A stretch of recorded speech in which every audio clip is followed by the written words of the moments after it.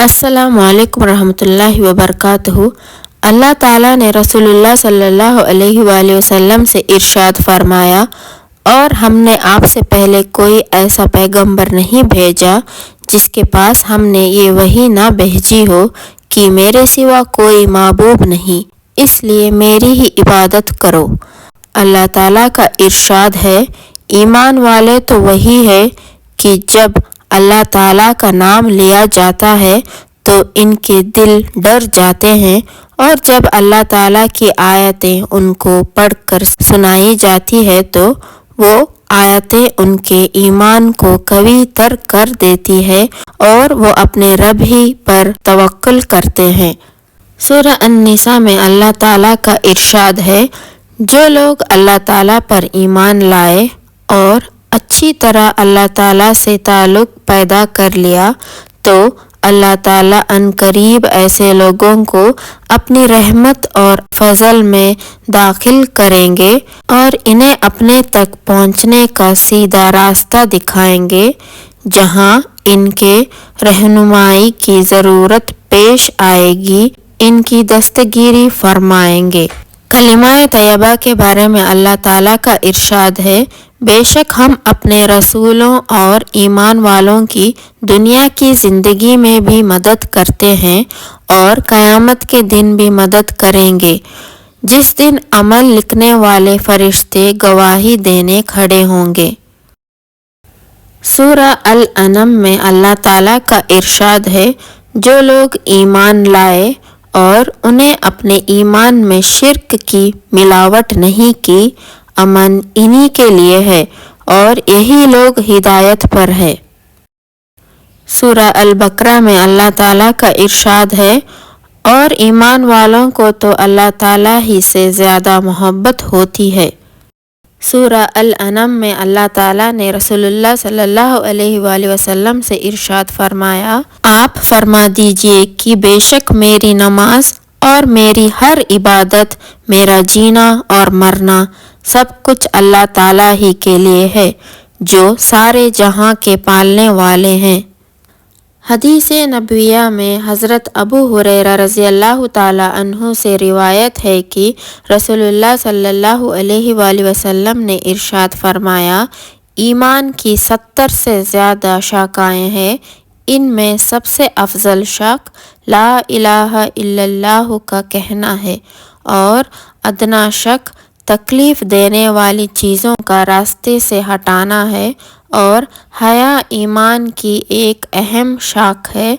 हया की हकीकत ये है कि वो इंसान को गलत काम से बचाने पर आमादा करती है और सही हक के हक में कोताही करने से रोकती है। हज़रत अबू बकर रज़ियल्लाहु ताला अन्हु से रिवायत है कि रसूलुल्लाह सल्लल्लाहु अलैहि वसल्लम ने इरशाद फरमाया, जो शख्स इस कलिमा को कबूल कर ले जिसको मैंने अपने चचा अबू तालिब पर इनके इंतकाल के वक्त पेश किया था और इन्होंने उसे रद्द कर दिया था, वो कलिमा इस शख्स के लिए निजात का ज़रिया है। हज़रत अबू हुरैरा रज़ियल्लाहु ताला अन्हु से रिवायत है कि रसूलुल्लाह सल्लल्लाहु अलैहि वसल्लम ने इरशाद फरमाया, अपने ईमान को ताज़ा करते रहा करो। अर्ज़ किया गया, या रसूल अल्लाह, हम अपने ईमान को किस तरह ताज़ा करें? इरशाद फरमाया, ला इलाहा इल्लल्लाहु को कसरत से कहते रहा करो।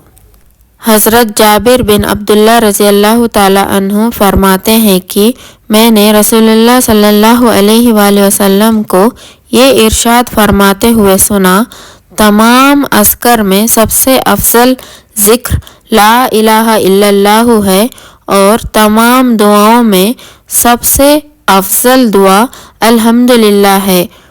ला इलाहा इल्लल्लाहु सबसे अफजल इसलिए है कि सारे दीन का दरमदार इस पर है, इसके बगैर ना ईमान सही होता है और ना कोई मुसलमान बनता है। अल्हम्दुलिल्लाह को अफजल दुआ इसलिए फरमाया गया कि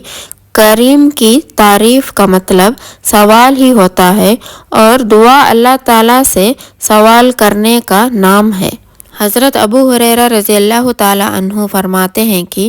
رسول اللہ صلی اللہ علیہ وآلہ وسلم نے ارشاد فرمایا، جب کوئی بندہ دل کے اخلاص کے ساتھ لا الہ الا اللہ کہتا ہے تو اس کلمہ کے لیے یقینی طور پر آسمان کے دروازے کھول دیے جاتے ہیں، یہاں تک کہ یہ کلمہ سیدھا عرش تک پہنچتا ہے، یعنی فوراً قبول ہوتا ہے، باشرط ایک ہی وہ کلمہ کہنے والا کبیرہ گناہوں سے بچتا ہے۔ اخلاص کے ساتھ کہنا یہ ہے کہ اس میں ریا اور نفاق نہ ہو۔ کبیرہ گناہوں سے بچنے کی شرط جلد قبول ہونے کے لیے ہے، اور اگر کبیرہ گناہوں کے ساتھ بھی کہا جائے تو نفع اور ثواب سے اس وقت بھی خالی نہیں۔ حضرت یعلا بن شاداب رضی اللہ تعالی عنہ فرماتے ہیں کہ میرے والد حضرت شاداب رضی اللہ تعالی عنہ نے یہ واقعہ بیان فرمایا، اور حضرت عبیدہ رضی اللہ تعالی عنہ جو کہ اس وقت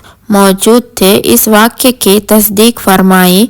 کہ ایک مرتبہ ہم لوگ نبی کریم صلی اللہ علیہ وآلہ وسلم کے خدمت میں حاضر تھے۔ رسول اللہ صلی اللہ علیہ وآلہ وسلم نے دریافت فرمایا، کوئی اجنبی غیر مسلم تو مجمع میں نہیں؟ ہم نے عرض کیا، کوئی نہیں۔ ارشاد فرمایا، دروازہ بند کر دو۔ اس کے بعد ارشاد فرمایا، ہاتھ اٹھاؤ اور کہو لا الہ الا اللہ۔ ہم نے تھوڑی دیر ہاتھ اٹھائے رکھے اور کلمہ طیبہ پڑھا، پھر آپ نے اپنا ہاتھ نیچے کر لیا، پھر فرمایا، الحمدللہ، اے اللہ، آپ نے مجھے یہ کلمہ دے کر بھیجا ہے اور اس کلمہ کی تبلیغ کا مجھے حکم فرمایا ہے، اور اس کلمہ پر جنت کا وعدہ فرمایا ہے، آپ وعدہ خلاف نہیں ہے۔ اس کے بعد رسول اللہ صلی اللہ علیہ وآلہ وسلم نے ہم سے فرمایا، خوش ہو جاؤ، اللہ تعالیٰ نے تمہاری مغفرت فرما دی۔ حضرت طلحہ بن عبید اللہ رضی اللہ تعالی عنہ سے روایت ہے کہ نبی کریم صلی اللہ علیہ وآلہ وسلم نے ارشاد فرمایا، میں ایک ایسا کلمہ جانتا ہوں جسے ایسا شخص پڑھے جس کی موت کا وقت قریب ہو تو اس کی روح جسم سے نکلتے وقت اس کلمہ کی بدولت ضرور راحت پائے گی، اور کلمہ اس کے لیے قیامت کے دن نور ہوگا، وہ کلمہ لا الہ الا اللہ ہے۔ حضرت ابو ہریرہ رضی اللہ تعالی عنہ سے روایت ہے کہ رسول اللہ صلی اللہ علیہ وآلہ وسلم نے ارشاد فرمایا، جس نے لا الہ الا اللہ کہا، اس کو یہ کلمہ ایک دن یوم قیامت ضرور فائدہ دے گا، نجات دلائے گا، اگر چاہے اس کو کچھ نہ کچھ سزا پہلے بھگتنا پڑے۔